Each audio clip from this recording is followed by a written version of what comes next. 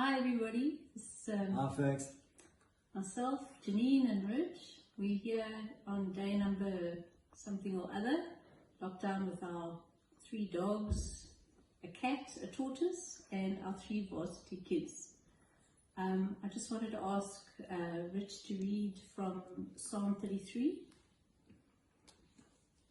The Lord merely spoke, and the heavens were created. He breathed the word, and all the stars were born. He assigned the sea its boundaries, and locked the oceans in vast reservoirs. Let the whole world fear the Lord, and let everyone stand in awe of him. For when he spoke, the world began. It appeared at his command. The Lord frustrates the plans of nations, and thwarts all their schemes. But the Lord's plans stand firm forever. His intentions can never be shaken. What joy for the Lord, for the nation whose God is the Lord, whose people he has chosen as his inheritance. The Lord looks down from heaven and sees the whole human race. From his throne he observes all who live on the earth. He made their hearts so he understands everything they do. The best equipped army cannot save a king, nor is great strength enough to save a warrior. Don't count on your war horse to give you a victory. For all its strength it cannot save you. But the Lord watches over those who fear him. Those who rely on his unfailing love, he rescues them from death and keeps them alive in times of famine. We put our hope in the Lord. He is our help and our shield. In him our hearts rejoice, for we trust in his holy name. Let your unfailing love surround us, Lord, for our hope is in you alone. Amen. Amen. Please excuse the notes, but I get extremely camera shy. In all of this world crisis, one thing is for sure, that God is sovereign. He knew that this was going to happen, but it does not alter his plans for us. It's something we have to go through, one of those trials of life.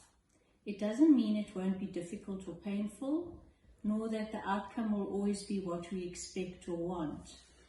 But the one sure thing is that our God has gone before us. He is with us, and he remains on the throne when this is over.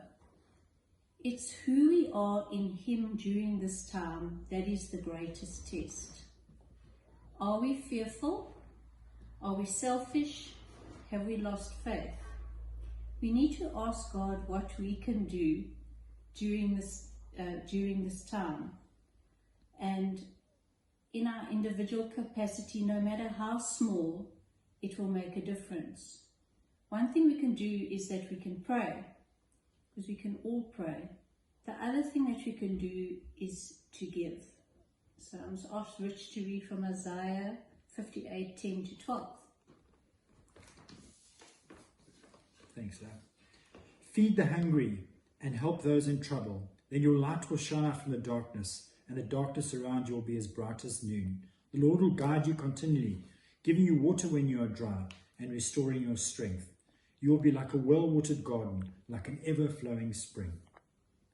Some of you will rebuild the deserted ruins of your cities. Then you will be known as a rebuilder of walls and a restorer of homes. Thanks, Lord. Most of all, don't lose hope.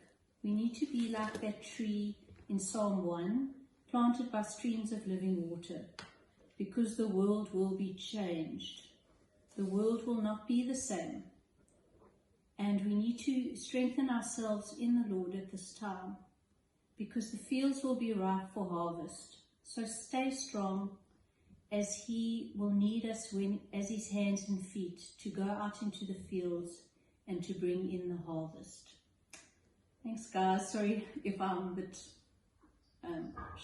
camera shy, but bless you, and we're thinking of all of you, and you are all in our hearts.